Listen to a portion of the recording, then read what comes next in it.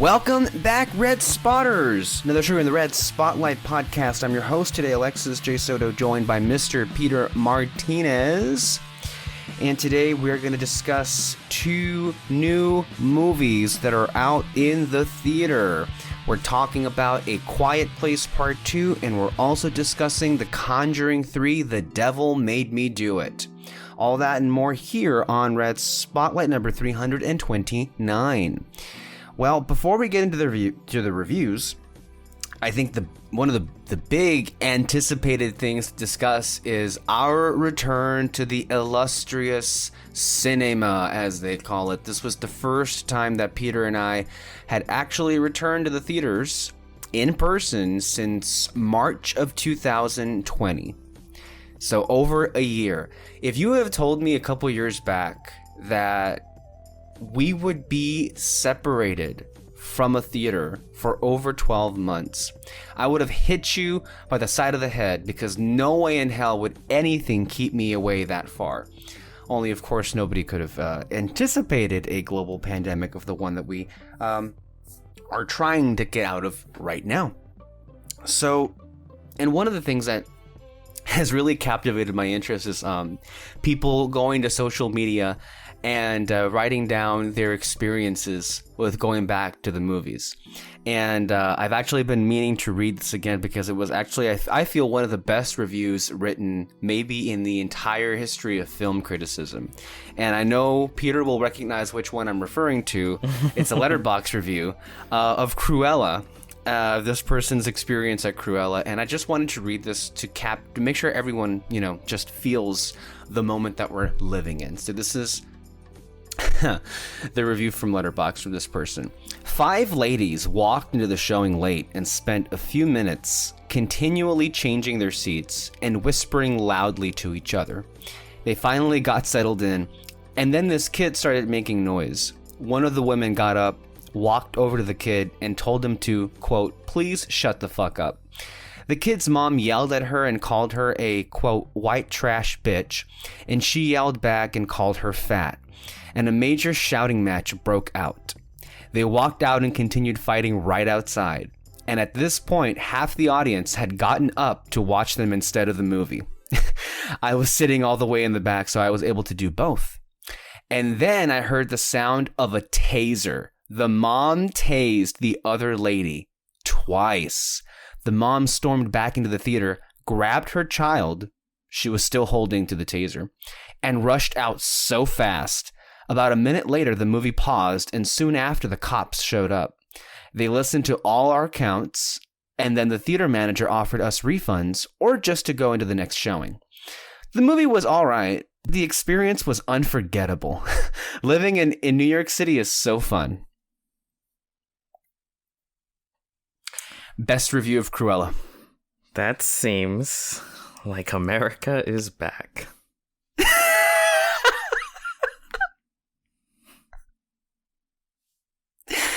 Oh my god.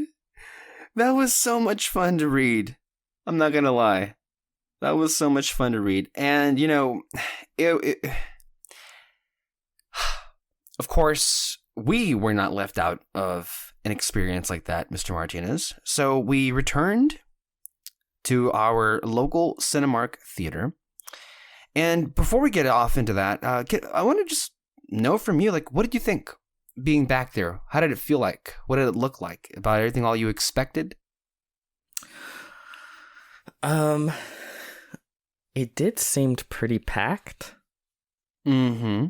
But that might have been solely because of the enforcement of there had to be 2 seats between each other, crossways, and then each row was cut off where no one could sit, right? There was always a row in between people up and down.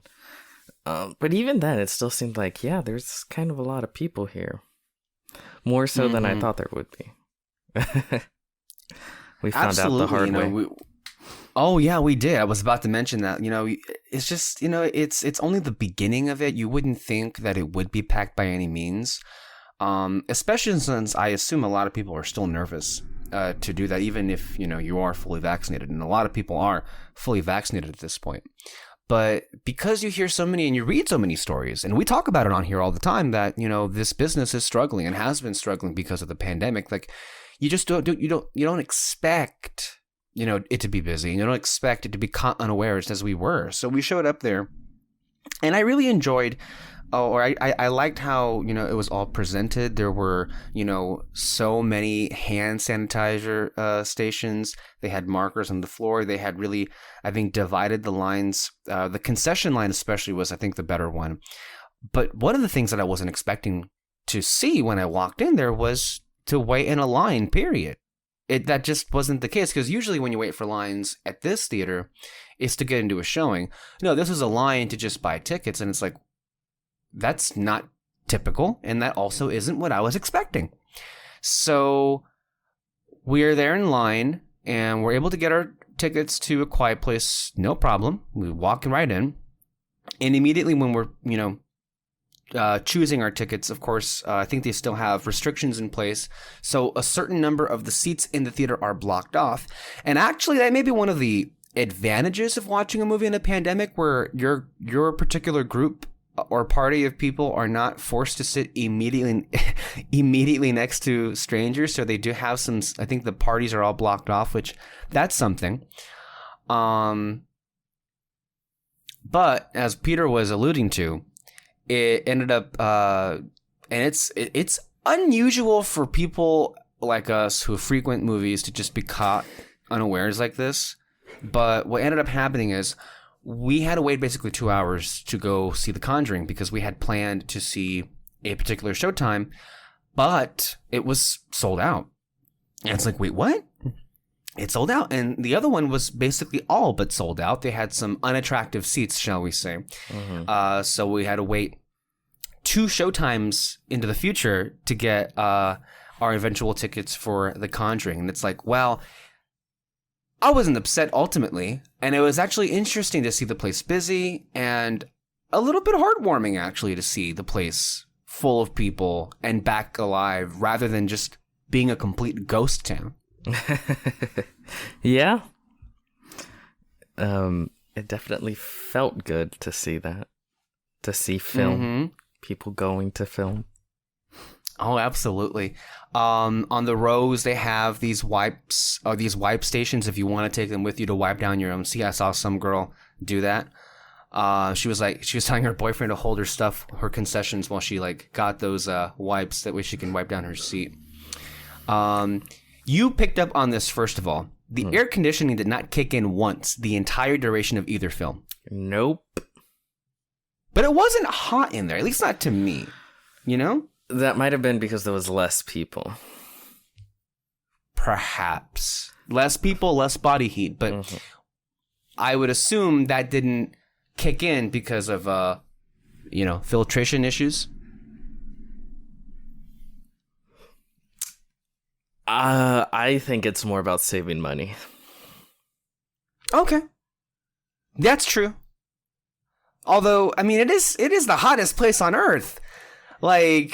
Do they ever skimp out on, the AC? Top 10. I don't think they ever did. All right, top 10.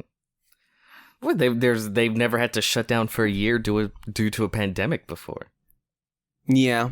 Even if they're... It was over a year, man. Can you believe that? It was over a year. Even if they're starting to make some money now, that's still a year's worth of bullshit they'd have to make up for. Mm-hmm. So... That's crazy. Overall, it was good to be back. It was good to have that popcorn, good to have that icy, and I can definitely say that I had a great time being back, and I really could not think of 2 better movies to welcome us back to the theaters. I have to say. There were 2 thriller horror films, and as you say, they're just the best kind of movies to see with a group of people. And it definitely delivered on what you would want out of the experience, there were applause, there were cheers, there were oohs and ahs, and of course there were other disruptors that you would expect. So I pulled this tweet from Russell H. Film from Twitter.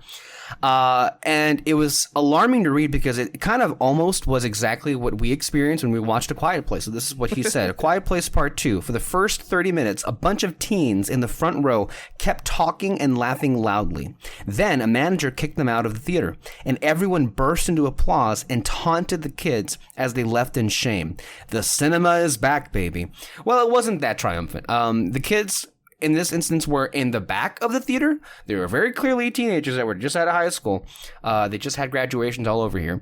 And it was the entirety of the back row. I think it was 2 separate groups of kids, but they kept, I mean, you have to, it wasn't as if they were like whispering or making noise, as if they were even like commenting with the film. That's one thing. This is a separate issue altogether, where like they were clearly having conversations and they were using this theater as a hangout pad. They weren't watching the movie because they were literally talking through every part of the movie and they were laughing at their own conversations. Like the movie, as if the movie wasn't even happening. And there were constant noises of giggling and, and phones dropping on the floor. Like you could not have a more disinterested group of people than they were being there at that movie. Why they were there, I don't know. I guess they had no better place to be. But they were so bad that apparently several of the guests in the audience had gone to report them to security, and at some point a security guard actually got up and asked them to leave. And I had never once seen that happen. And mind you, this is like my local theater, and we have experienced some truly horrendous guest experiences in the theaters. And so for this to happen was like, whoa. Yeah, I had no expectation of them actually coming in and throwing them out, like zero. So when I heard the usher behind me, I was like, oh shit, okay. Which I mean, yeah, get the fuck out. And they did, and you notice the enjoyment improved afterward. Smooth sailing from there. Yeah. So it was good to be back, and some lessons were learned from that night, so much to the point that so tonight I will be seeing In the Heights with Mr. Lira. And in this instance, I had gotten the tickets in advance. So because when I had called earlier in the week, they weren't sure if they were going to have Thursday screenings for In the Heights. Oh, really? Yeah. So I checked, I think it was Tuesday at midnight, and they were like, okay. They had like 2 screenings, I think. They may have gotten more by now, but they weren't sure.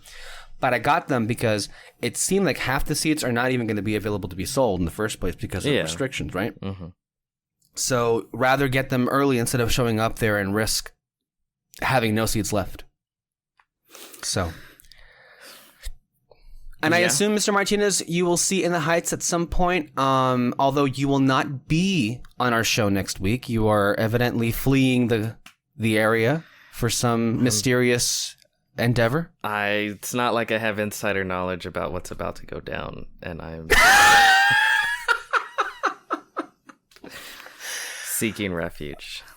Okay, well, that's comforting, I guess, on some level. Yeah. It really isn't. Remain here. Okay, thank you.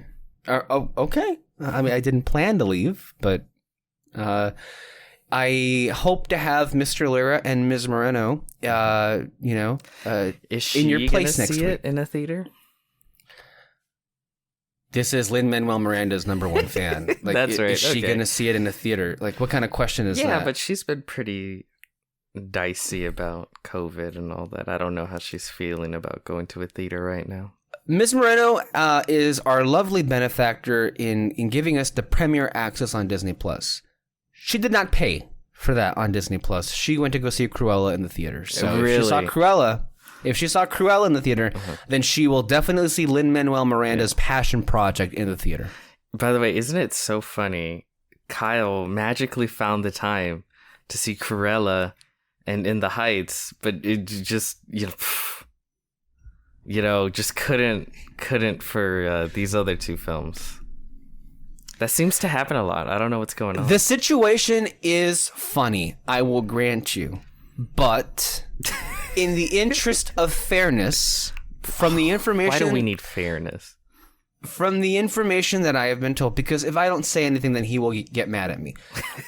That's the funny part. And then get mad at you.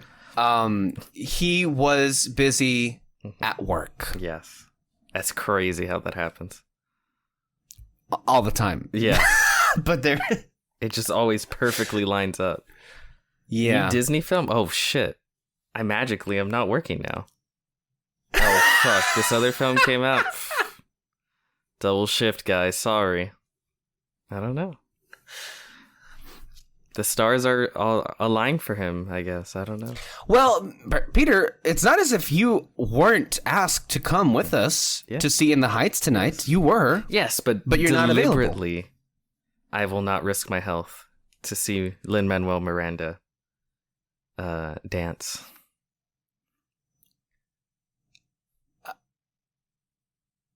I'm failing to see the logic in this, since you risked your health for the previous movies. Yes, but you're not really risking important. Much of anything. You're fully vaccinated. That is true. I will not risk... fully vaccinated. I will not risk my time. Everyone is dying to know what you are gonna say about Cruella. You're not gonna give us the pleasure of hearing your thoughts on that movie? I'll watch it eventually. I will. Unlike the last few ones where I haven't even watched them and I have no interest to ever see them in my life ever. Like, what were the last live act? Well, I did see Mulan. We had to because it was the only thing in town, basically. Yes. And then, what was it? Lion King. But Aladdin. that was a hate watch from the very beginning. I never saw Aladdin. Dumbo. Did not see Dumbo.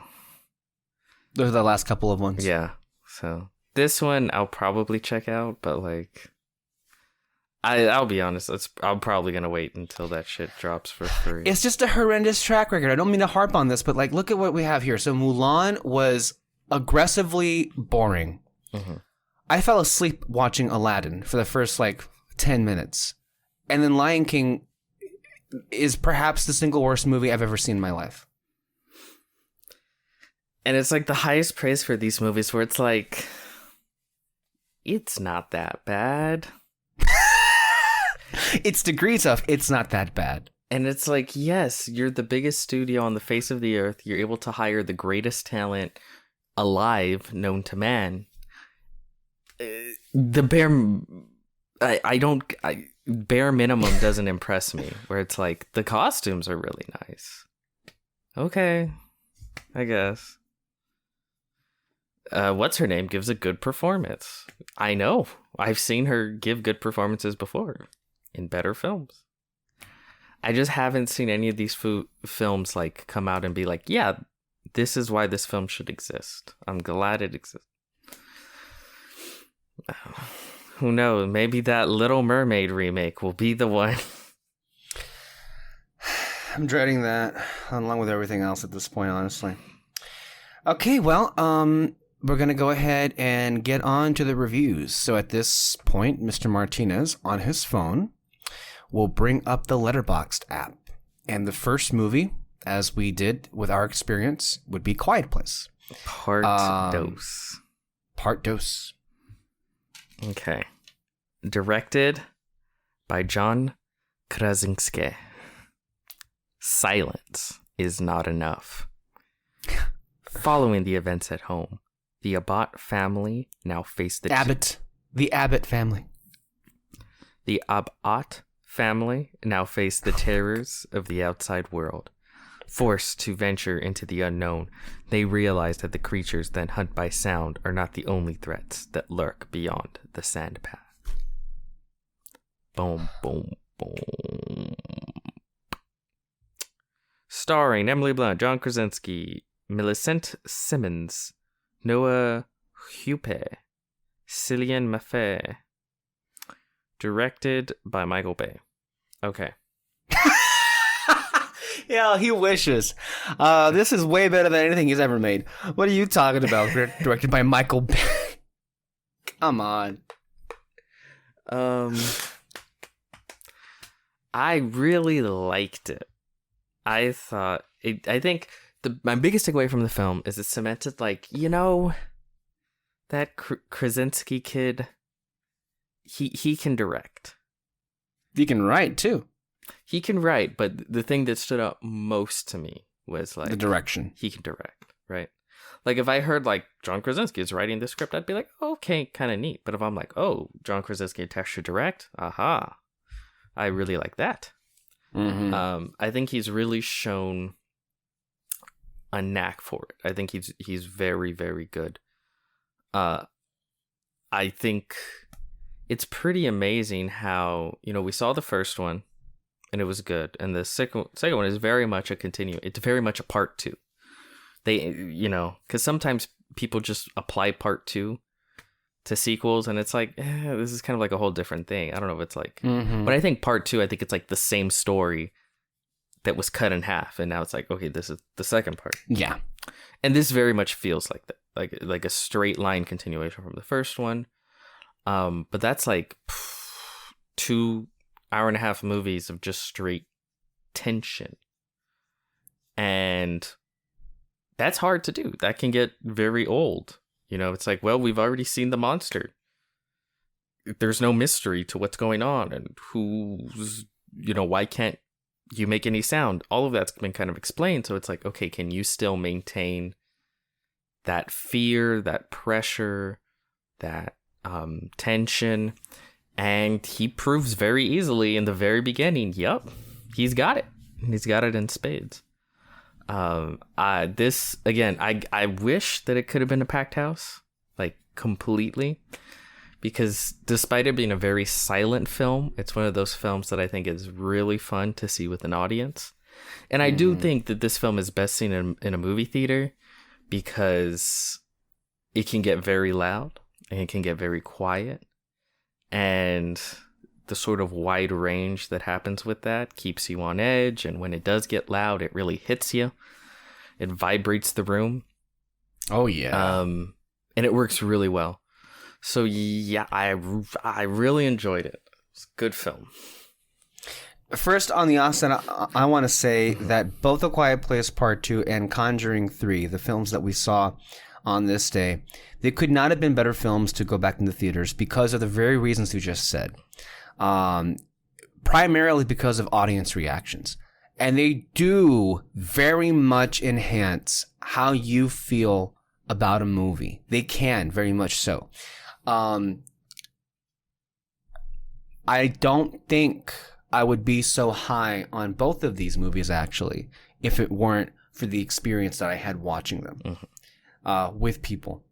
Now, granted, with A Quiet Place, there seemed to be less people maybe that day. It had been the second week, I think it was open, maybe? Yeah, it's the second weekend. And of course, half the seats were like blocked off, and then what little people were there were kicked out, as we mentioned earlier. The whole top row was kicked out, so it's like, eh. Yeah, it wasn't maybe as exciting of an audience as we've had, especially compared to Conjuring, but I think it still delivered as far as like this excitement of being back in the theater. I really liked the first movie. I think this is kind of the proper place to start this conversation, because the first film was such a surprise. We're living in an age where IP, intellectual property, franchise, sequels, prequels, reboots, spin-offs, this is the name of the game when it comes to movies. This is the stuff that makes the money. This is the stuff that gets people's attention. And so rarer is the day when a truly original movie comes out and catches the lexicon, the pop culture lexicon by storm, like the first film did. And it's not something no one predicted it. Like Jim from The Office, John Krasinski, writing and directing a film that he would be starring in with his wife, Emily Blunt. Like, wow. And for it to be as good as it was great. I guess, and again, I'm in the presence of horror royalty here with Mr. Martinez and a horror aficionado, so I don't know if I would qualify this as a horror franchise, horror/thriller. I mean, it is now. It is. I would say it is now. But it was it came out at a time also where you also had the debuts of like people like Jordan Peele, Olivia Wilde, like these people who just like have great out of the gate first hits with Olivia Wilde had Booksmart, and then Jordan Peele had Get Out. Like, I was gonna say, what horror film did Olivia Wilde do? No, these people who are known for something else, and then coming out of the gate with like an amazing first film. Mm-hmm. Bo Burnham, basically, with Eighth Grade, who I hear has an amazing special. Oh yeah, that is a horror film, but I hear has an amazing special on Netflix, which we may cover in the coming weeks. I watched it. Yeah. Save your thoughts for that. I may want to watch that as well. People are going crazy for that. But yeah, it wasn't one of my favorite movies of the year when the first one came out. But I thought it was very good, and I liked it very much. So it's my bread and butter, which is like a mid-budget, extremely solid film, like genre film, right? Yeah. Like it's just incredibly well executed, but very simple, well acted. The movie comes in, does its thing, and then leaves, and then that's it. You know, like it's just boom. Like that. I love those films, so it really hit it for me. And some of the things that I think creep into my mind as far as like memorable images from that movie. I think everybody knows when Emily Blunt, gets her foot stuck on a nail trying to go down the stairs and keep quiet. Yeah. There's even, I think, a callback to that in the earlier parts of the film when it opens up. Her hiding in the bathtub when the monsters get into the house. Like, there's a lot of really while she's giving birth. Oh my God, that's right. What really makes these films work is just it knows how to. It's just anxiety and anxiousness and all of it captured, and you feel every bit of it. And I had forgotten how good it was because when I was watching Quiet Place Part 2. It like, whoa, it brought me back into it. And there were moments where I was like, I want to look away, but I can't look away. What's going on here? It's just so it's like that. Mm-hmm. But when it was announced, this movie, I was like, man, this is like Paramount really trying to capitalize on this. Like sequels in general, they're hit or miss, but sequels to horror films almost never work out. Yeah. Like, I don't know what you can do with this, especially like this wasn't anything that I think was ever envisioned to go past a part one. And so you and I especially were like very kind of dismissive of the movie because just based on history, it never works out. Like you have the same director coming back. Oh, I guess this wasn't planned, but here we are doing a sequel. And one of the things I was surprised with, it didn't do what I had thought it would, and that is like go overboard crazy with meticulously detailing out the origins of these creatures. I'm glad they didn't do that. They do provide a little bit more information, but that I've talked about that though. It's got to be layers. You pull back some layers. You never get to the center, but you peel some layers. It's like ogres. Yeah, absolutely. So yeah, it didn't do that, and that was my biggest fear. And so A Quiet Place Part 2 is a film that definitely surprised me. It surprised me because of how much it actually, I feel, matched the original film in terms of execution. The performances across the board are great. Like, there are just these harrowing films, and that you just kind of, the actors go all in, especially when they're like, you see the panic, you see the anxiety, and then they're just whispering back and forth. Like, you're in it, Like, I was so invested. Even the kids behind me that were, like, laughing at their own little world, I was still very much in what was happening in the film. Mm-hmm. That's how well it works. But yeah, man, I just think,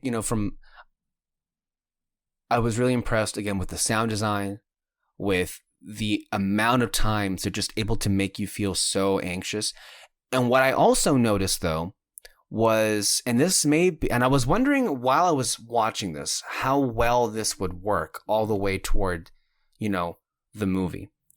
But the intercutting, because the group, shall we say, splits off in different directions. The main group of this movie. And though there's in the editing process, there's a lot of intercutting back and forth.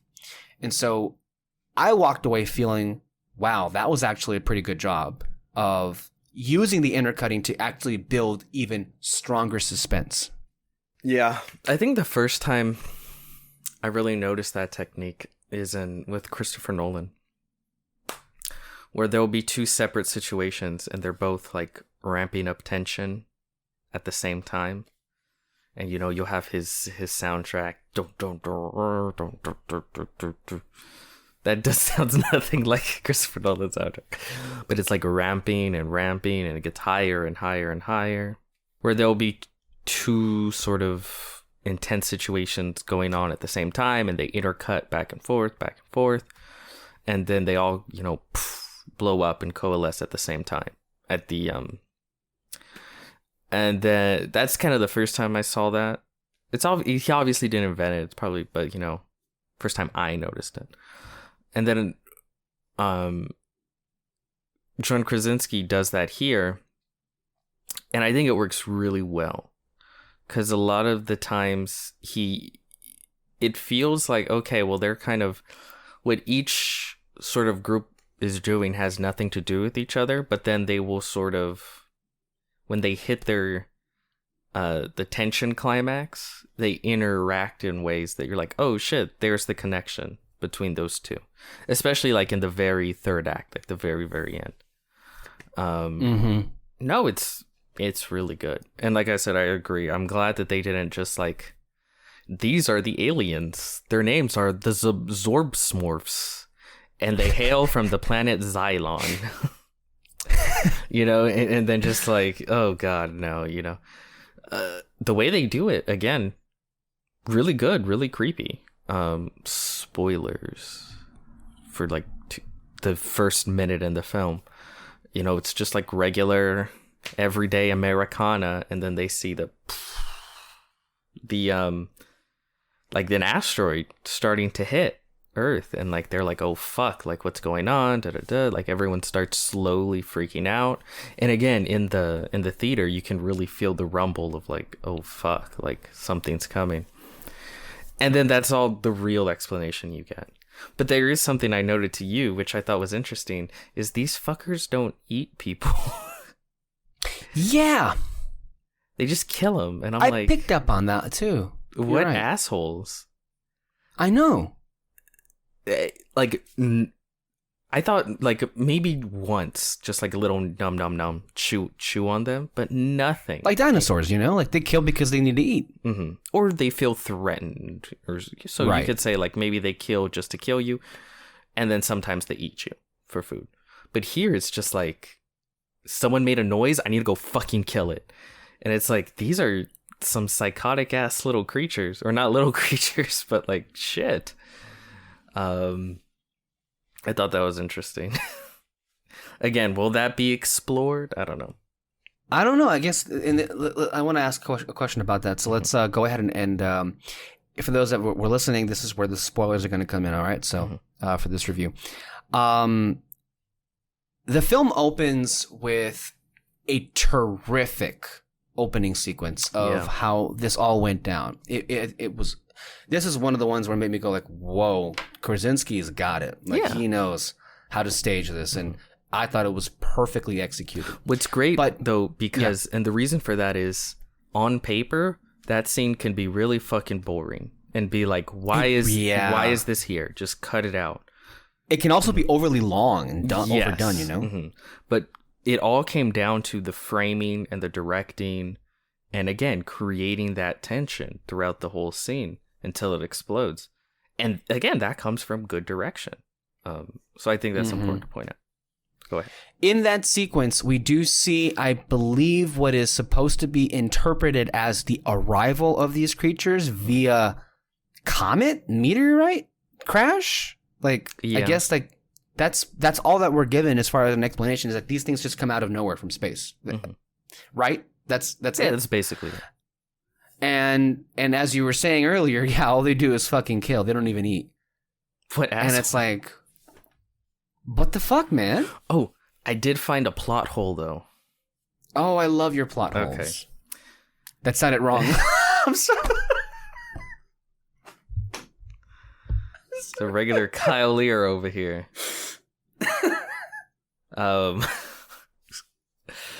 What's it called? Shit, what was I gonna say? See, now you've thrown me off, goddammit. I'm sorry, man. Okay, in the first film, he has like a bunch of newspaper clippings, right? That's like, where did they come from? You know, big headlines, they're attracted to sound. And it made it seem like... Yeah, it made it seem like... Because I think in the first film, they say like when society fell, it fell very quickly. But it made it seem like maybe it was like a couple months, right? And until it hit them, because they had these newspapers talking about the situation. But here, they make it say like they were hit day one. So where the fuck did he get these newspapers? Because they also make it clear they never really left the farmhouse. Now, I want to make it very clear. I don't care. Like, this is a non-issue. I just think it's funny to point out. That's a good one to point out. I think, so, because basically, as we see society collapse pretty much immediately. Yeah. I think it was probably the most instantaneous collapse of society in these, like, invasion into the world stories I've ever seen. It just kind of, boom, it happened. When I was watching it, it was my assumption that basically these creatures were crash landing all over the world at once. Yeah. Now, it could be that maybe they only landed in certain parts of the world, and the ones that were kind of like lucky enough to not be caught in the crossfire were the ones that were getting this information. But then that doesn't explain how Krasinski got these newspaper clippings, you know, like unless, I mean, like how the fuck would you print a paper day two, you know, when the whole town literally was just like, they were taken down destroyed immediately. in like 10 minutes, right? Like literally 10 minutes. Yeah. Another, it's not a plot hole, but they all real quick. They also do say later on in the movie when they get to that island that I think the implication was that it wasn't instantaneously everywhere because first of all they're there and people arrive from all over the place. But I guess at some point they found out that these creatures couldn't swim. Yeah. And so that became news, and then that also became a different situation altogether. So I think there is evidence enough to say that not everywhere on Earth was a completely like instantaneous collapse. Yeah. But maybe some other ones were more gradual. But as far as the newspaper clippings are concerned, you're right about that. There's no way he could have gotten that. There's no way that he could have. Yeah. It's ridiculous. Also, like, the house in the first film is like insanely well retrofitted for that new world, and you think they were stocking up for a while. Like they're like, oh shit, something's going down, and then he went about retrofitting the farm. Like he wouldn't have been able to make those renovations after shit went down, because any noise you make, they'll come running. They're already there. They're there day one. So, you know, but it's like, who cares? Yeah. But another thing, and this, it just makes the creatures kind of funny to me, is, are they like everywhere at once? Because no matter where they're at, the second they make a noise, 2 seconds later, one's like, what? Like it just pops out of the ground, and it's like, it's literally. And it's like, there's obviously not a lot of these things. Like, there really isn't, because when they make a noise, they have, theoretically, like, all of them all over the world could hear that shit because their hearing's so good. But usually only, like, one or two run over, right? Yeah. So, while they are incredibly destructive, there's not a lot. But, so, it's really weird how they all seem to be just right there where the humans happen to be. Like, the second they make a noise, boom, they're there.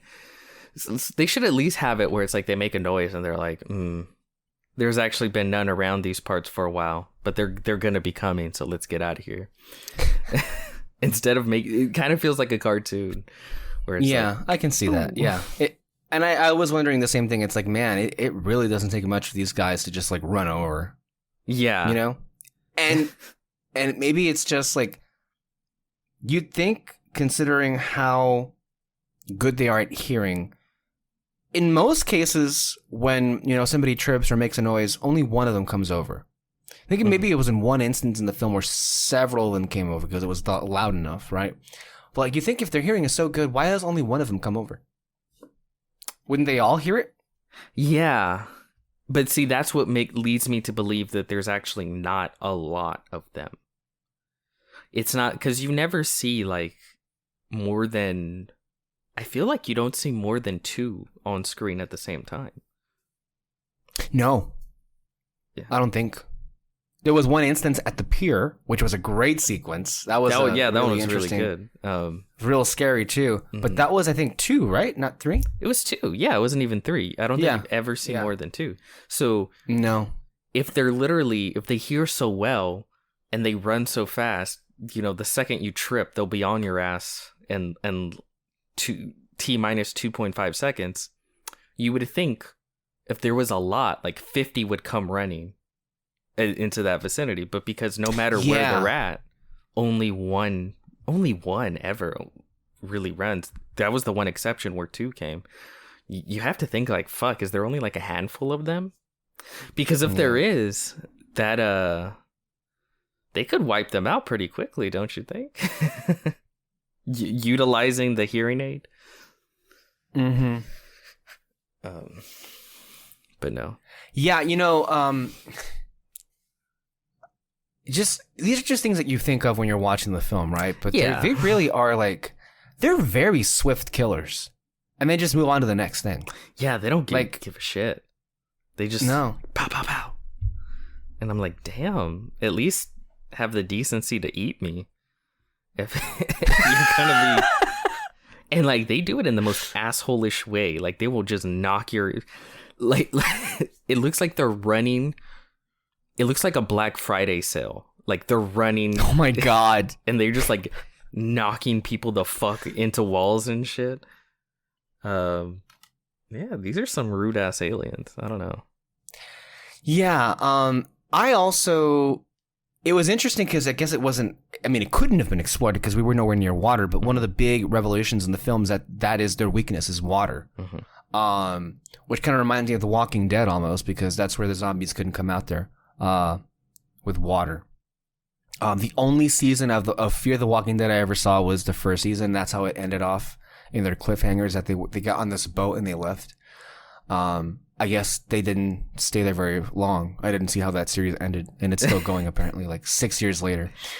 Fear the Walking Dead, I mean the spinoff, not the actual show Walking Dead, which is still also running itself. And that was interesting to see how that was revealed. And of course, it is explored later on. What I keep wondering is, and I don't know if it's fair in criticizing, in this being a legitimate criticism, and I think I'll defer to you whether or not it's fair.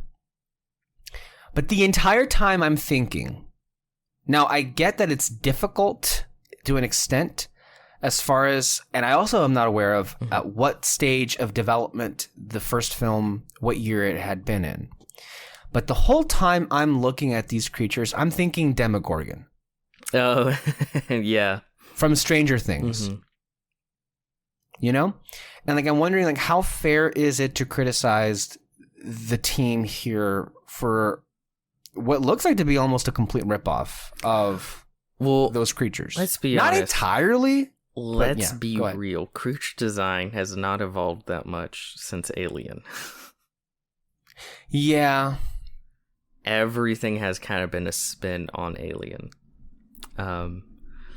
So, to be fair here, I do think, but it is, you hardly see it.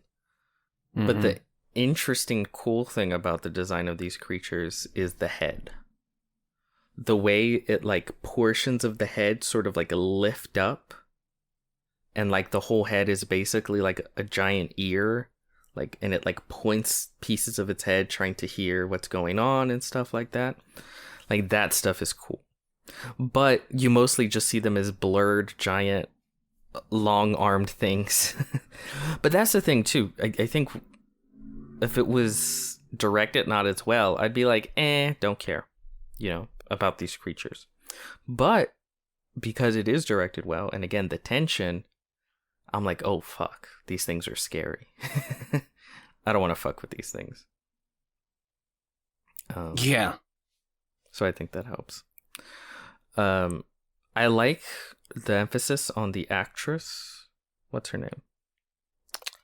Which one? Fucking... the little girl? Yeah. What's her name? The little girl, Millicent Simmons, who is actually deaf in real life. Yeah. Is the the daughter of Lee Abbott, John Krasinski's character. And I feel like very much she really stepped in her father's place and was very much like him. Yeah, well, that's kind of her whole little arc, is her, issues with her dad left over from the first film and kind of exploring that. And again, all very simple, but very well done. And Cillian Murphy, again, he's one of those actors. He's an actor I'm like, put him in a Knives Out film. Yeah, man. Because he's that guy who's like, I feel he's not A-list, but he's fucking amazing in everything he does. And I just love seeing him in shit. And he's the kind of guy where it's like, Knives Out film. He's great here.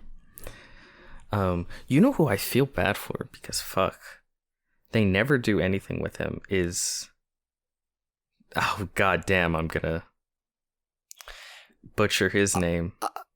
I know exactly who you're talking about, and unfortunately,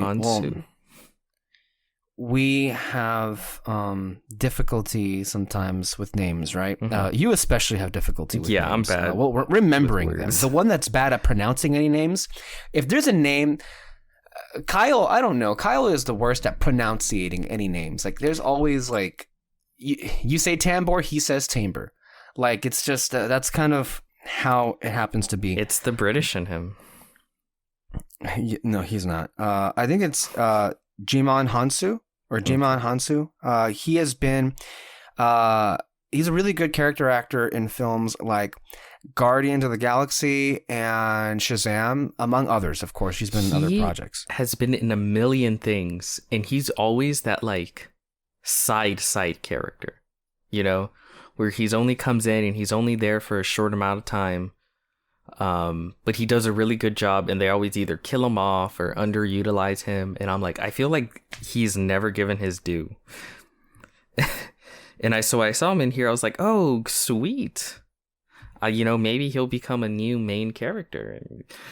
Getting into what's it called? A Quiet Place 3. Yeah, that's how I felt they were setting it up too. I felt that's how it was gonna happen, and my heart sank. And I'm like, nope. And it's just like, this guy never catches a fucking break.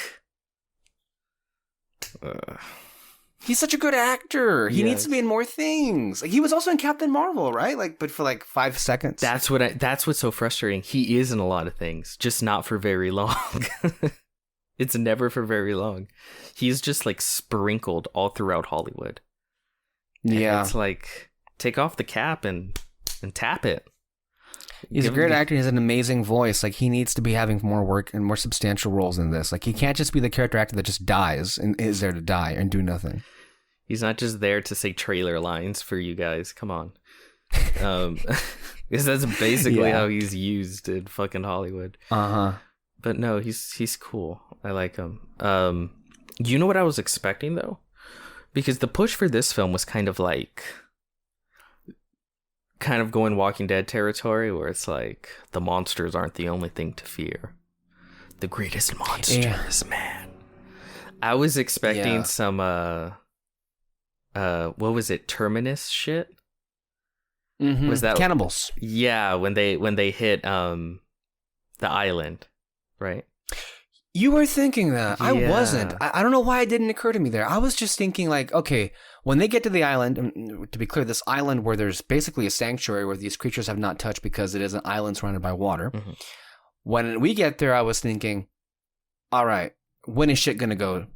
When is shit going to hit the fan? Because it ain't going to stay like this. Like, I thought that too, but I thought the shit hitting the fan was going to be them like, have a seat, friends. Looking mighty...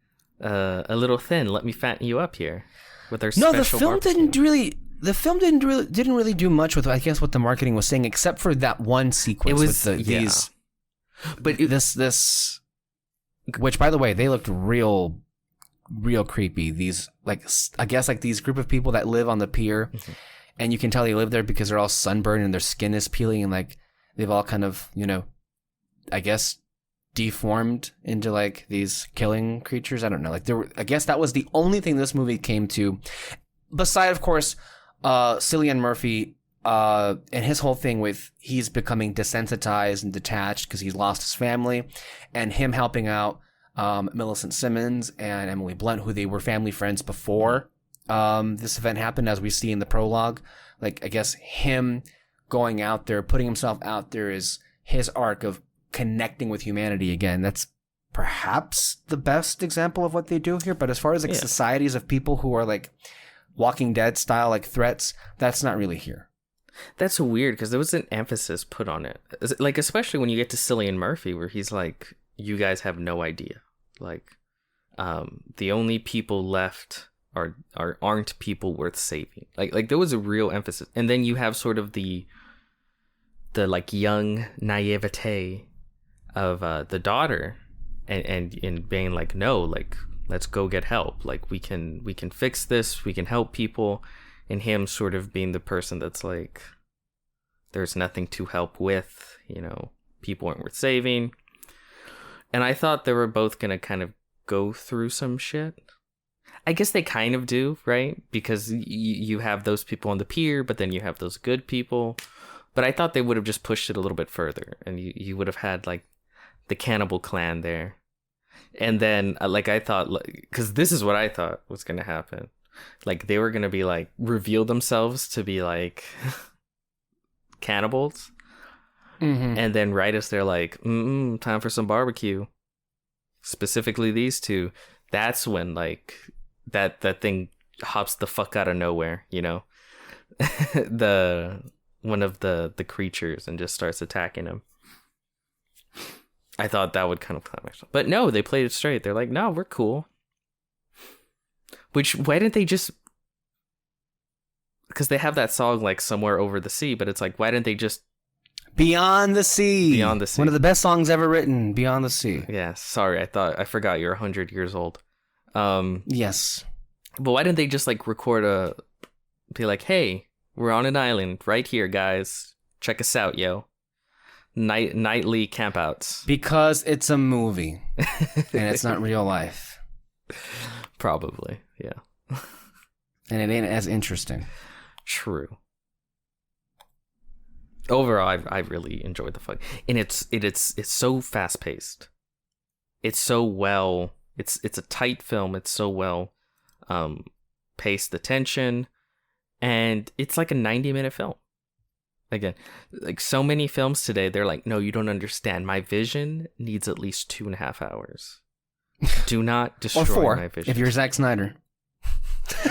That film didn't need to be 4 hours long. That film needed 3 or 4 films preceding it. That's what that film needed. So no, yeah, I'm really happy because these are the kind of films that you don't see as much these days. Mm-hmm. Yeah. And for it to be doing successful, I think that's great, especially in a movie theater. No, man, you're so right. It flew by. I looked at the runtime beforehand. I'm whoa, that's really short for a movie of this scale. But it made the most out of it, and I think it worked to its benefit. It was a swift runtime, but it did about all they needed to say. And rest assured, this is part 2. That ain't the end. I'll just say that. But I did really connect with the characters. I really enjoyed Millicent Simmons. I really enjoyed, again, Emily Blunt. And the family here. You're just invested in this because of just this precarious situation they happen to find themselves in. Overall, I really couldn't think of a better movie to welcome us back to the theaters. Yeah. It's great. It's a great sequel, great movie in its own right. I guess the only what is there to criticize here? Okay, it's more of the same, but it's done really well. I can't really think of much to criticize here as far as did they really need to do a sequel here? I don't know, man. I was very taken with it. It's one of the rare horror sequels that delivers on the original film, and one that makes you look forward to the next installment. Yeah, if it is directed by, I guess this is a disappointment. It's not going to be. Yeah, which I think does bring us to Conjuring 3. Yeah. Well, 2 out of 3 ain't bad, right? Well, I mean, as far as the Quiet Place is concerned, I think Krasinski is going to come back to write the film. But as far as directing, I think it's confirmed he's not going to be doing it. Although I'm confused because the film that's dated in 2 years from now, I think some sources are saying that it's Quiet Place Part 3, and some people are saying that it's a Quiet Place spinoff, and I'm very confused. I'm very confused about what's the next one. Is it the spinoff or is it the actual Quiet Place Part 3? It's like Fear the Walking Dead, right? I just find a different group of people. Yeah. The secret origins of the creatures from A Quiet Place. Dun dun dun. Yeah, I don't know how crazy I'd be for any of these spin-off shit, but no. Yeah. So that's our thoughts on Quiet Place Part 2. Let's move on to The Conjuring 3, The Devil Made Me Do It, which, of course, this is Warner Brothers, which you can go out into a theater, or you could see it at home on HBO Max for this next month. Mr. Martinez. Oh, was that my cue? On. Yes, that was your cue. God damn it. I had just gotten off. Okay, here we go. The Conjuring. The Devil Made Me Do It. Directed by Miguel Chavez. The demonic case that shocked America. Paranormal investigators Ed and Lorraine Warren encounter what would become one of the most sensational cases from their files. The fight for the soul of a young boy takes them beyond anything they'd ever seen before, to mark the first time in U.S. history that a murder suspect would claim demonic possession as a defense. Yeah, Patrick Wilson, Vera Farmiga, and people not them. Rory O'Connor, who is a new actor from Ireland. He was the possessed teenager here. All right. How could you forget? I know you love your Irish.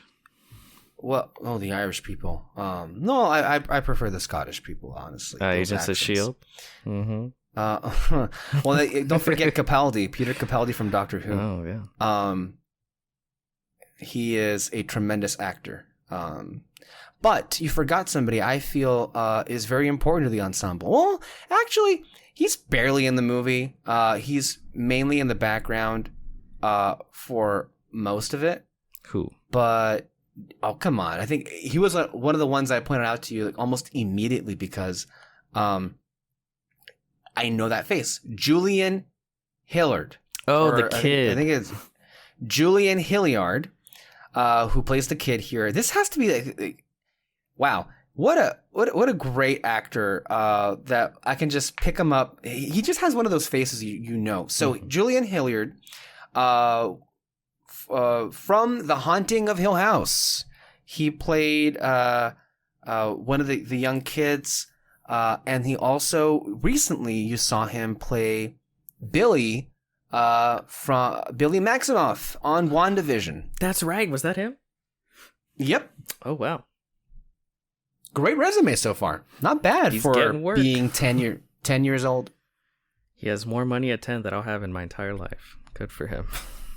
Yeah, no, but he is great, and he's great here. Just want to put that for the cast. Mm-hmm. So, do you want to start, or should I start? I'll start. Okay. Okay. I cannot, in good conscience, review these films. I can't. I'm not capable because they, good or bad, they speak to me. Okay. I I love this, like, it's basically like a fucking ghost superhero interconnected universe where you have demon hunters, Ed and Lorraine Warren, and they go on all these different fun cases, and, you know, they have different iconic demons and creatures, and it's basically this fun, spooky world that I love, you know? As someone, as a devout lover of Halloween and all things spooky, there's just something about this, like, little universe that pulls me in. If you want to ask how many of the films are actually good, probably 2. Well, you're the person to ask, because I think you're the only one in our entire group that has seen all of them. And I didn't even realize, the Curse of La Llorona was part of this universe. Hold on. Oh, God. What? Somebody's breaking into his room. Huh? Wow, this is a really interactive review of The Conjuring. What? Holy shit, no response. Is there a disembodied voice out there? It was shaking the handle. Holy shit. I assure you this is not a gimmick. This actually happened right now in real time. Oh, God. Peter is looking off in the distance. No, it's okay. And yeah, I heard the door open. It didn't open. Or at least it was or at least the handle was moving. Yeah, it was jiggling. I don't know. Did you summon a presence? Let's talk about the movie. Well, okay, so yeah, I was saying that the Curse of La Llorona, I was not aware it was part of this franchise. There's one little hint at it. Like halfway through, they go to the priest, because the Curse of La Llorona, and the one who directed the Curse of La Llorona is the one who directed this one. Is it? Yeah. Okay.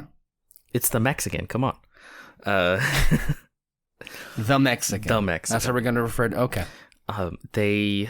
What's it called? In that film, you know, you have this woman who's like a social worker, and she's dealing. Oh, he is Mexican. I just saw a picture of him. Chavez. Oh, yeah, I said Chavez. God damn it. Michael Chavez. Yes. Oh, I wasn't listening to you. I'm sorry. I know you never do. But you know, you have that scene where they go to the priest and be like, "We need help."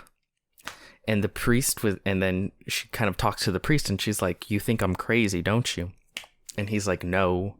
You know, maybe a few years ago I would have said you're crazy, but I had experience in the past with this doll." And they flash back. He was one of the priests in one of the Annabelle films. Ooh. And he's like, ever since that experience, like it's changed me.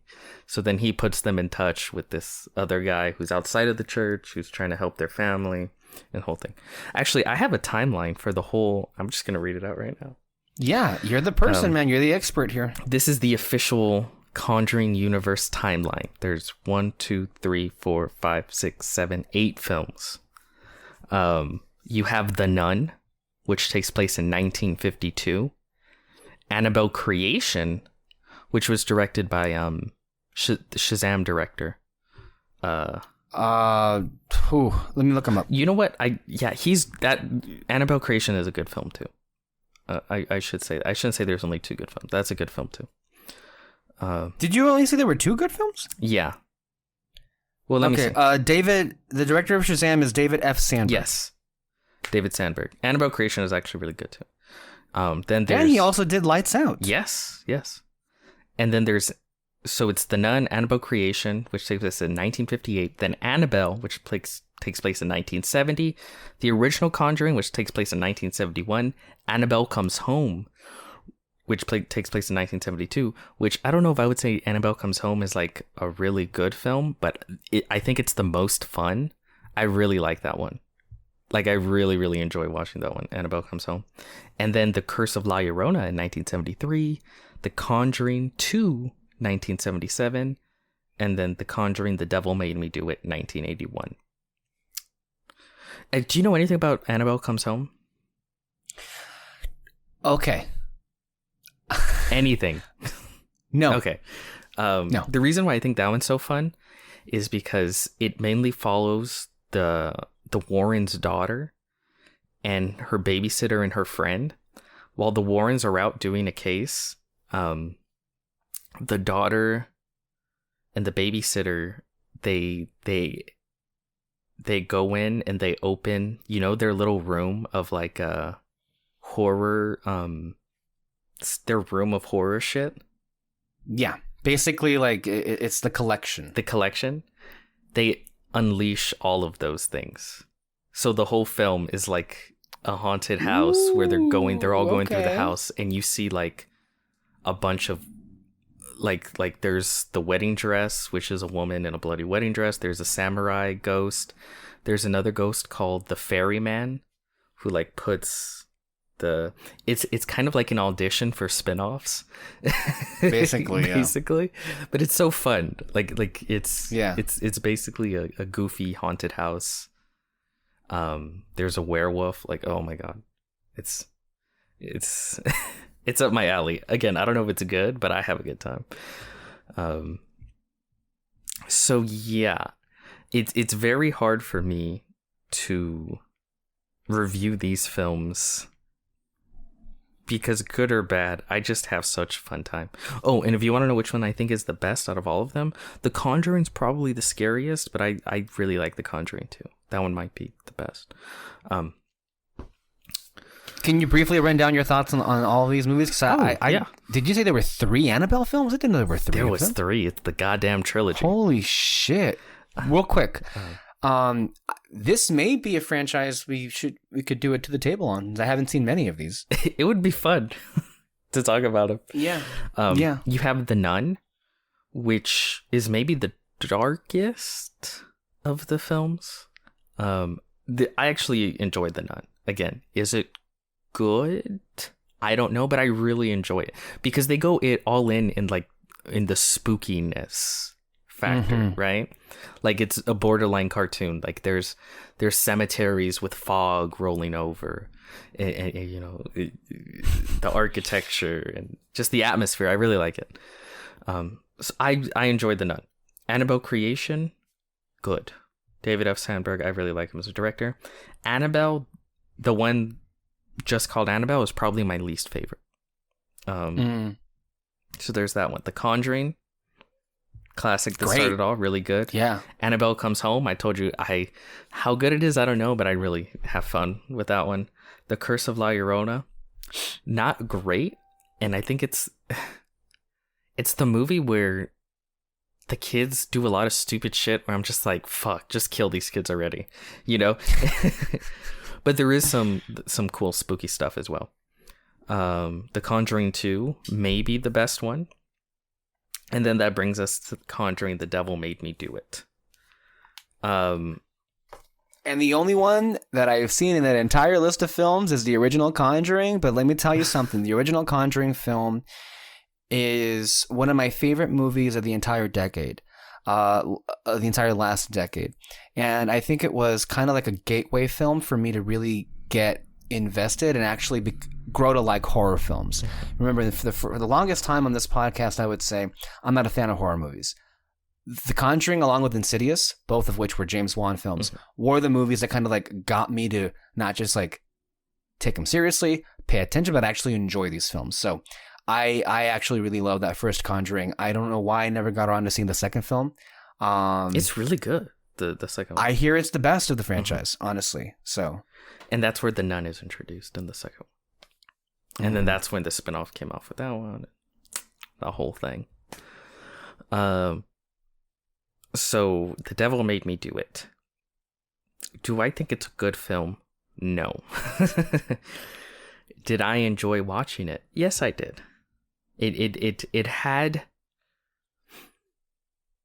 a lot of my favorite goofy things that I love about this franchise, but then it introduced some new goofy things that I'm like, that's kind of cool. Like, for instance, the main villain isn't a demon. It's not, no. In every other film I told you about, it was Agatha all along. Basically, every other film that I've talked about, it's always been some demonic entity that has been the main antagonist. Here, it's a Satanist, right? Mm-hmm. And I'm like, ooh, human villains. This is what I said. Like, this is like it's like a superhero, supernatural. It's like if the church sanctioned their own superhero shows. Oh my god. This is basically what it is. And I think it's fun, right? So I think that stuff is cool. It's very different in that it doesn't take place in mostly one location. There's a lot of roaming around to different locations. I think that stuff's cool. There are some spooky stuff that I like, and demonic stuff. It's one of those where it's like I have a good time. It's hard for me not to have a good time at these films. Like the film has to be absolute pure dog shit for me not to walk out of like a Conjuring universe film and be like, "Ooh, I had fun. Oh, a demon came out. Ah." Like that's me. So yeah, I don't know. So I'm really interested how you feel because we haven't discussed this one at all. I loved my time watching this movie. I had so much fun watching this movie. And I hadn't seen Conjuring in such a long time, and I didn't even see Conjuring 2, so I felt a little like ashamed of myself for like not finishing those movies or remembering much about them. But like it played exactly what I expected a Conjuring film to play like. It's a horror movie, and I've come to enjoy them. So I'm at the point too where I'm like, this is fun. I'm in it. I dig this. I think the film had a terrific opening sequence. Oh, like yeah. It was very, very good to the point like, okay, I'm back in this. Let's do this. For whatever reason, I did walk away with the movie feeling like this is so far and away lesser than what I remember this franchise being as far as terms of quality. It just didn't have anywhere near the same impact the first movie had, right? But that didn't mean that I didn't like the movie overall. I actually quite enjoyed it a bit. But the reason why I enjoyed it most of all, maybe part of the reason why most people didn't like it as much, it seems, what I latched onto was Patrick Wilson and Vera Farmiga. I think they're always great in these roles, but what I actually found interesting was how the film seemed to make it a central theme, and then also part of the story was the power of their love, the power of their romance, and I think those two have such great chemistry together. And I always appreciate when they do love stories in horror settings, on Hill House, Bly Manor, perfect examples of those. That to me was what I enjoyed most of the film, and what overall kind of won me over for like, okay, this was worth my time watching it. Everything else was standard. Yeah. Very standard. And even a lot of the scares were very predictable, which did lessen the impact of those. You saw them coming a mile away, a lot of what they were doing. James Wan is the master of the jump scare, right? So I think it's clear when it's like, you can see how much a difference a director can make when you look at the varying qualities of these films, right? Like, and here, Chavez isn't great. I feel like he's very standard with the scares. That's why because I agree with you, the stuff that keeps you going is Vera Farmiga and what's his name, Patrick Wilson are so much fun as these characters, right? They're so committed to these roles, like you just buy it. You buy everything anytime they're on screen. Yeah, like they'll tell you like, the demon is trying to take your soul based on this and this, and like you're like, yup, that's what's happening. Like they're really good at selling it. So they're always fun. I really like them as characters. I like the world. Like this world of demons and curses and spooky things around every corner. Again, I like the addition of the Satanists. I like the character that played the old priest. He was good. I really like that actor. Yeah. There was an old show I used to watch called Fringe. I don't know if you've ever heard of it. I heard of that one, yeah. And he's one of the main characters in that. I feel like he's like a really, really good actor. Oh, he was in The Lord of the Rings. He was He was the crazy king. I don't know if you remember the Lord of the Rings, but the one that like it's been a while. That tried to set himself on fire, him and his son, and then like during the battle. If you saw it again, you probably remember. But no, I think he's a fantastic actor, right? And he's one of those actors that always seems... John Noble. Yes. The actor is John Noble. Mm-hmm. I've recognized that face. Yeah, he's from all the Lord of the Rings movies. I guess he was... It says he was in The Last Airbender with the M. Night Shyamalan film.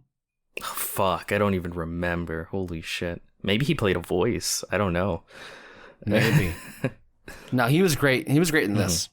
He's one of those actors where it's like good or bad. I love seeing him pop up. And I'm like, oh, cool. Yeah. Yeah. So all that stuff I really like. I will say though, this is the first time ever where the morality of these films kind of was like, I don't know. Because as much as I love the fictional Warrens and like these fictionalized tellings of quote unquote real life stories, the real Warrens were pieces of shit. Interesting. They were liars, they were users, they terrible people. They grifted a lot. They grifted so many people and bullshit. And like this case was real. Like a real dude fucking murdered someone and then claimed the devil told him to do it. I don't know about you, but I don't believe him. You know, the real life case. So it's this thing of like kind of going like, no, you don't understand. He was it gets kind of weird just because it's like real life people. Like in all the other movies, it's just been like, well, this family probably lied about having ghosts in their house, right? Like, right. Who cares? It's fun to imagine the fictionalized version of what that would really be like. But here it's like, no, he killed someone. and we're portraying him to be like this good guy hero. It's a little weird. Yeah. It's the first time where I just went for like, I don't know about this one. The other ones, though, it's like, because it's fictional. It's fictionalized versions. Yeah, like I view it like on the same level as something like Abraham Lincoln Vampire Hunter. Yeah, but no, it's I can't not go to these movies and not have fun, especially with an audience. Because the audience, audiences, like the best experience I had with one of these movies is seeing The Conjuring 2. Calexico Theater. Packed house, very vocal. Oh. But the cool thing was most of the talking was about what was going on in the film. Mm-hmm. And a lot of the like the shit they were saying, like, yeah, go to sleep, what about that kid? Like, because like during scenes and like it was fun. It was a lot of fun. And like, because I think these films, they can be scary, but it's that fun scary. It's like a ride. It's like a theme park ride where it's like, whoa, that dip was kind of scary, but now we're laughing and having fun. That's the way, like, I don't think of them as like genuine horror, like deep down in your bones, like kills you, like something like fucking Hereditary, where I feel like taking a shower after watching it. Yeah. Or Midsommar, which is a different kind of, yeah. No, it's not that, you know, it's the, as Martin Scorsese would probably say it, it's the theme park equivalent of the horror film. Sure. Mm-hmm. So, yeah. What do you think overall? I think that the answer is evident, and I don't want to like crap on Chavez because I actually enjoyed the movie, but it is what it is. Like, where do you think the film ultimately suffers? Is it all just because of Chavez and his general like lack of experience compared to Juan, or the scares are just not they're not at the level. And I think one of the things especially like when I think of Conjuring 2, a lot of the setups for the scares, like they come rushing back to me. There's like moments I remember. There wasn't enough interesting things done. It follows the typical setup of it's really quiet. You don't know what it's doing. And then something just like, boo, jumps out and says, boo. Like, let me give you an example of one situation. And when they're in the morgue and like the bodies start coming to life, I'm like, oh shit, I haven't seen this in the Conjuring 4. Like, this is cool. But it literally was just like a big scary guy that then ran at them, right? Like I feel like you could have done more, been a little bit more creative, I guess. Yeah. With the scares and what you're doing.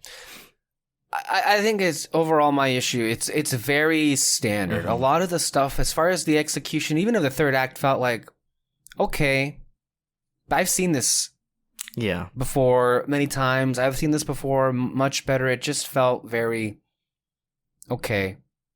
You know, I enjoyed it, but it's like, you're not doing anything new or interesting here with this. Yeah, no, I agree. That's really where the film falters. And, you know, maybe a better, tighter script. I think the it is long. Yes. And I think the emotional core stuff between the two could have been handled a little bit better. Yeah. Because I think there was something there, because like what's his name had a heart attack, and this idea of like losing each other. I will say Patrick Wilson did rock a cane. He did. But he can rock anything, so. Oh, yeah. Patrick Wilson. And I think better writing in that area could have hit with some more emotional punches, I feel. Yeah, overall, it's just kind of several steps below a James Wan film. But again, not everyone can be. I understand, like that, but that's what I mean. That's just how talented he is. I'm not saying like this guy is bad. It's just like he's really good. But so when he leaves the franchise, you're gonna see some dips. Yeah, but I mean, it's the same thing with like the Insidious franchise. He only did 2 Insidious films, and then after that, it was like 3 and 4, and I don't know if they're even on 5 yet. The third one was actually not too bad, I think, even though it got bad reviews. Lee Winnell directed that one. Did he? Yes. Lee Winnell from The Invisible Man last year, which was terrific. And I remember watching the third one and going like, scare-wise, like this is pretty good. Like I don't know why it gets so much hate. And he's doing Wolfman with Ryan Gosling, right? Yeah. Coming up in the future. Wow, interesting. But like they've been together, I think, since like college or something. Because I think the first film they did out of college was Saw, and Lee Winnell is one of the main actors in Saw. Lee Winnell or Gosling? Lee Winnell. Lee Winnell, okay. Because I don't know if you've seen. I know you haven't. I just like throwing it out there. Of course. The first Saw mostly takes place in like one room. It's not as like gory as people.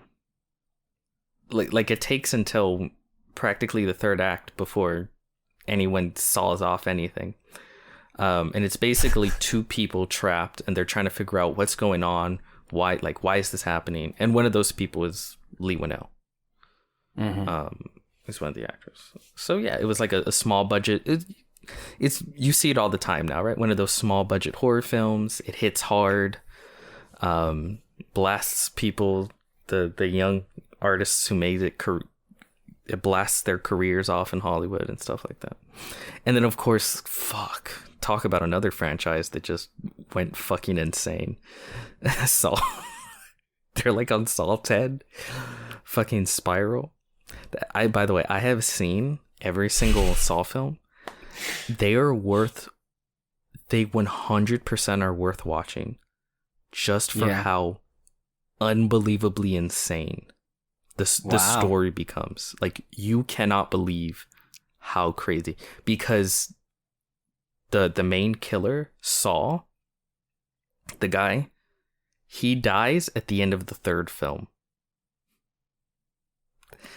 Okay. So the stretches in logic they go to keep the franchise going for 4, 5, 6, 7, 8 Spiral, like, it is fucking hilarious. It is so good.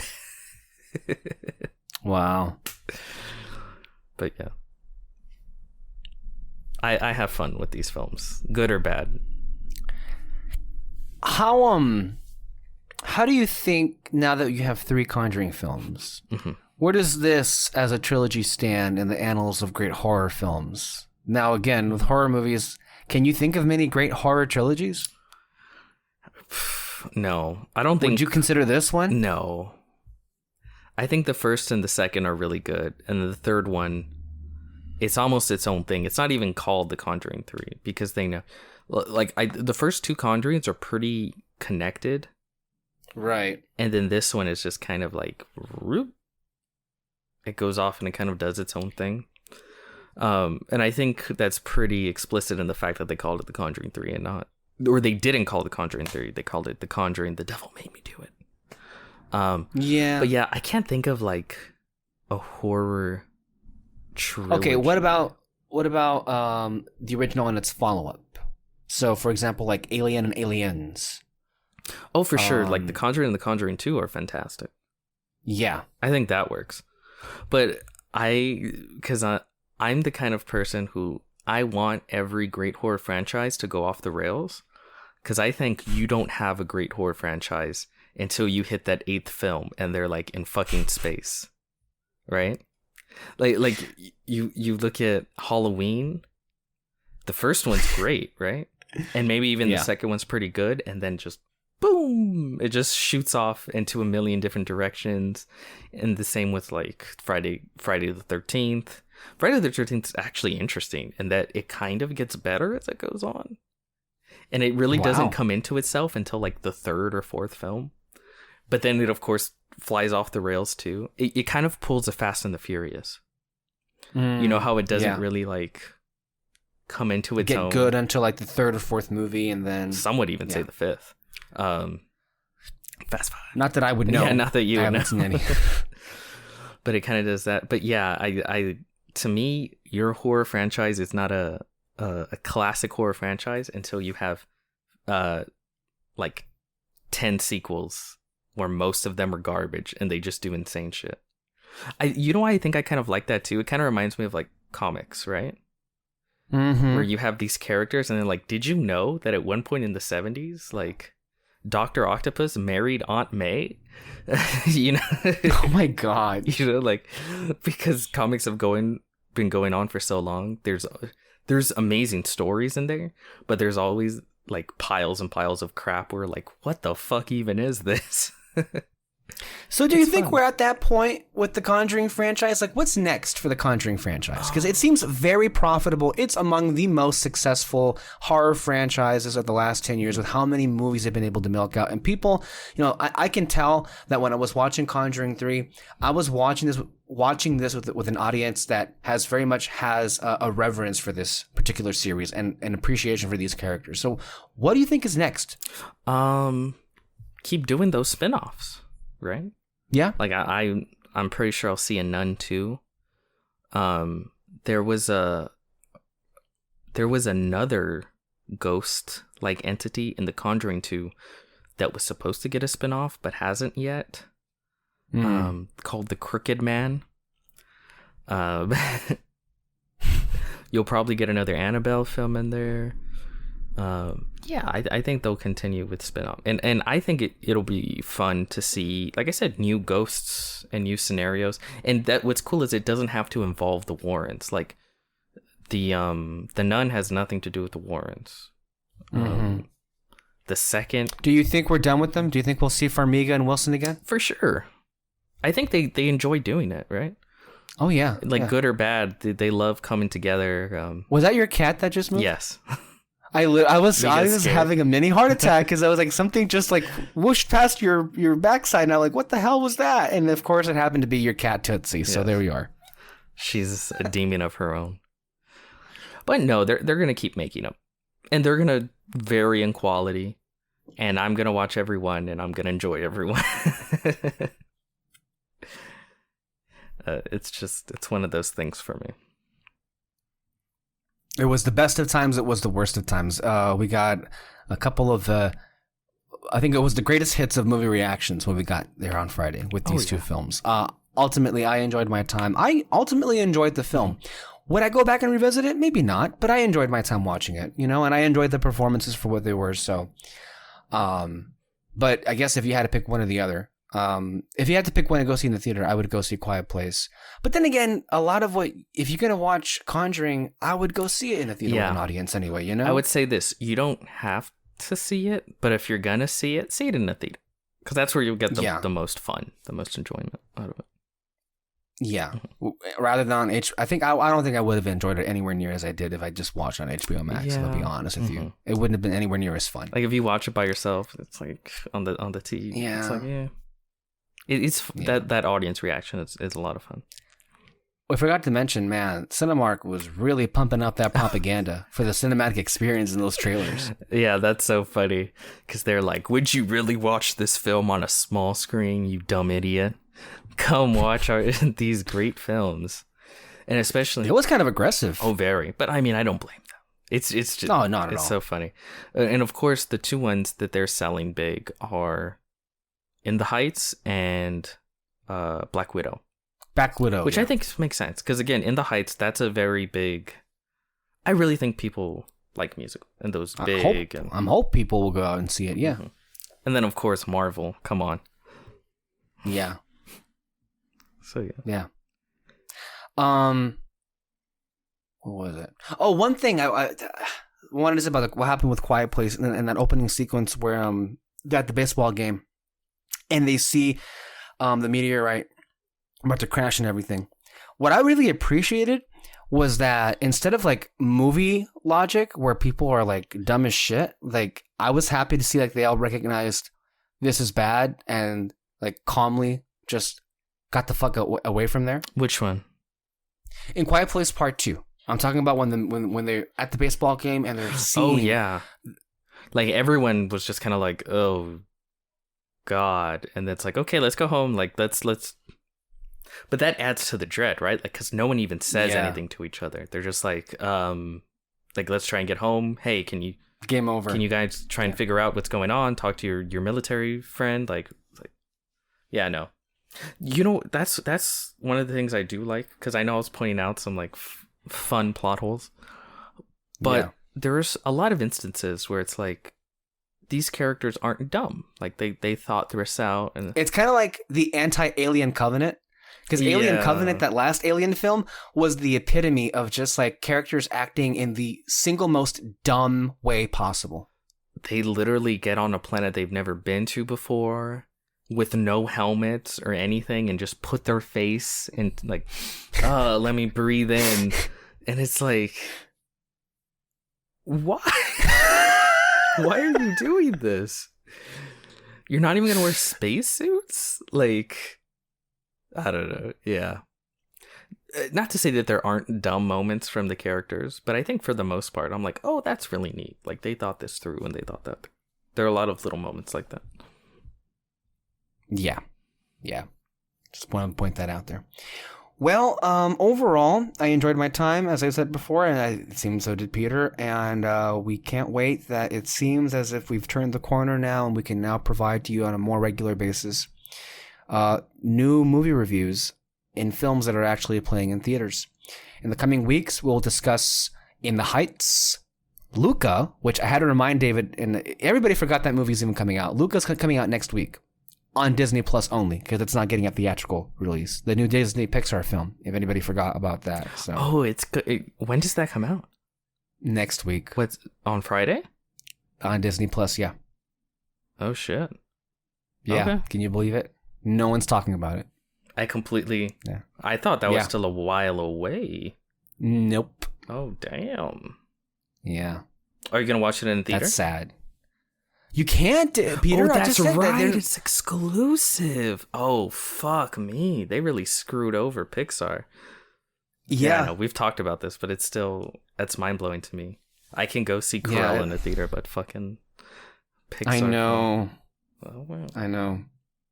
That's annoying. And then Yeah. With Cruella is concerned, you'll have to go Fantasy Fair podcast. They'll talk about Cruella, the new abysmal Avengers campus, as I'm calling it, and other stuff as we get. And Jungle Cruise is coming out pretty soon. Next month is the big one, Black Widow. So we should all be there for that, hopefully. Yeah.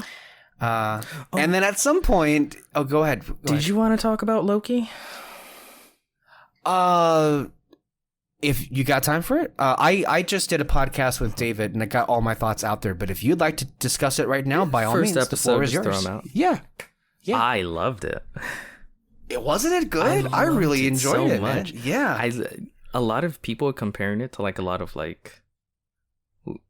of different stuff, but the most obvious comparisons I think aren't being made, which is like Men in Black and Ghostbusters, where it's like the weird and whimsical and out there combined with the mundane.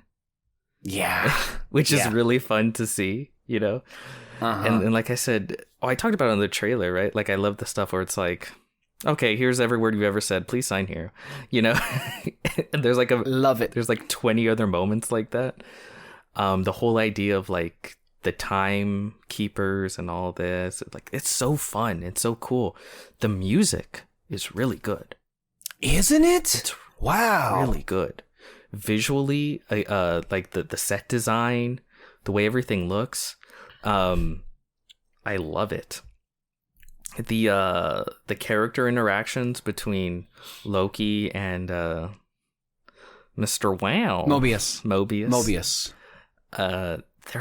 They're great. Like the whole second half of the first episode was just them having the therapy session, which I love. That it seems all these Disney shows are just getting their characters therapy before they go off and fight things in the movies. If that's what you have to do to actually facilitate meaningful character development, I don't care. Yep. And it works. And it's been working. And it's stuff like this that's been missing from most of the films, which is why the shows have been so good and why, because of these, I'm now actually like, I get to know these characters more as characters when it comes to Loki, Wanda, and Sam. These shows are doing a world of justice and far and away blowing what very low expectations we had for these shows. Yep.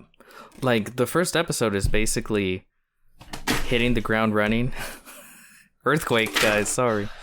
Wasn't an earthquake. I had to every time I hit my desk and then fucking Barb and Star, the Blu-ray of Barb and Star just came crashing down from the sky. It's a sign. Always down. Visit Vista Del Mar. Yeah. Yeah. No, but like half of the episode was just weird and kooky out there world building combined with hit the ground running character development, right? And it's so good and so fun. And you can tell they're like, Kevin Feige's like, I am not going to risk my fucking movies even failing for a second. But if you want to do some weird shit, I guess we can throw it on Disney Plus. And that's what they've been doing. I appreciate him actually treating these things as their own stories. And I know that people like Grace Randolph were critical of him when he said that, look, we're not going to make these like mandated viewing for the films. The films are going to be their continuous thing. And if you watch them, you can enjoy these shows and they're part of this interconnected universe. Yes. But we're not going to introduce these big plot points in the shows in order for you to keep up with the films. And I say, good. That's the way it should be. Honestly. I mean, are they kind of going back on that, though? Because there's some big shit established just in the first episode here. There is some big shit, but we'll see. We'll have to see when it's all said and done. But as far as like Falcon and as far as like WandaVision is concerned, those were self-contained stories. You know? Yeah, but the next time you see a Marvel movie, it's what's his name? Sam Wilson is going to be flying in as Captain America, you know. Yeah, but Avengers Endgame, the end of the movie, you're like, hey, Sam's the new Cap. That's true. And I can. There's that whole little story. If you want it, it adds a lot. But I guess you can pretty much just go like, oh, he's the new Cap, and then the next time you see him, he's in a Cap outfit. You can draw those two conclusions. And I'm pretty sure any of the exposition we need about a multiverse is gonna happen in Doctor Strange 2. So yeah, no, but I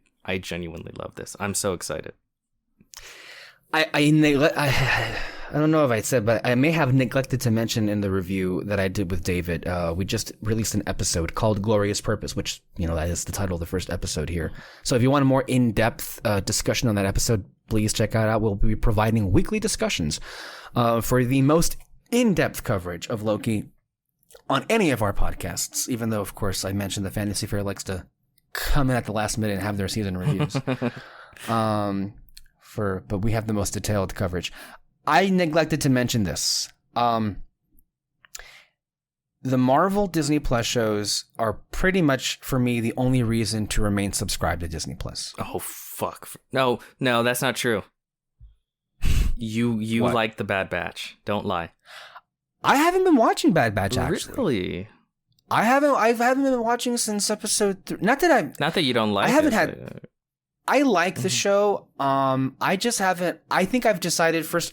I am watching other things, so I can't keep that in my mind week to week. I think I've decided to check back with it every couple of weeks. I think I feel I will enjoy and get more out of it if I binge several episodes at once rather than doing it week to week. Okay, but it's still on my radar. I like the show. Yeah. So. But I'm not tuning into it week to week like I will be with Loki, So. Oh yeah, no. These things they're so much fun. Just the whole world building of the TVA. I love it. It's so good. I love it. For fans of the Disney parks, and of course, I assume if you are, then you'll be listening to the Fantasy Fair podcast or Disney podcast with Kyle Lira and Alexis Moreno.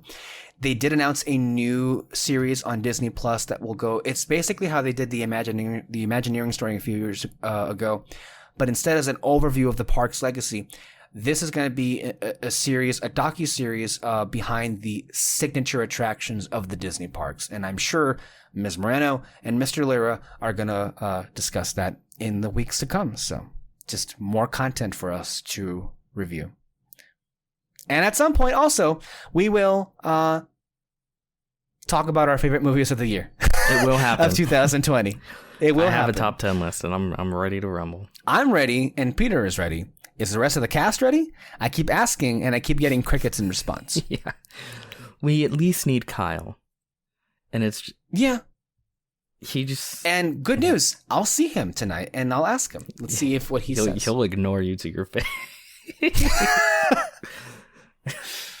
Tell him, whatever you got, just throw it in an order. That's what David tells me. It's like, okay, just I got whatever you got. Yeah. We all understand it was a year that had not much content, and yet you still found out a way to see 70 plus movies. Magically so. Yeah. So, anything else to say on Loki? No, it's first episode, so I'm really enjoying it so far. Okay.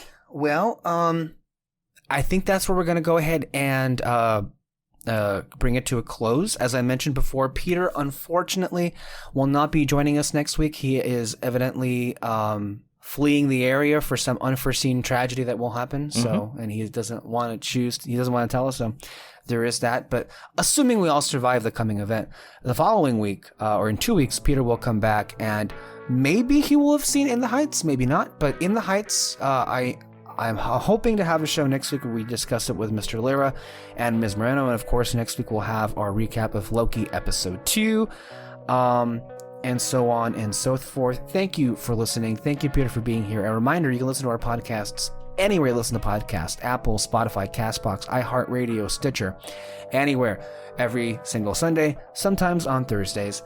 Until next time, stay under the spotlight. Bye-bye.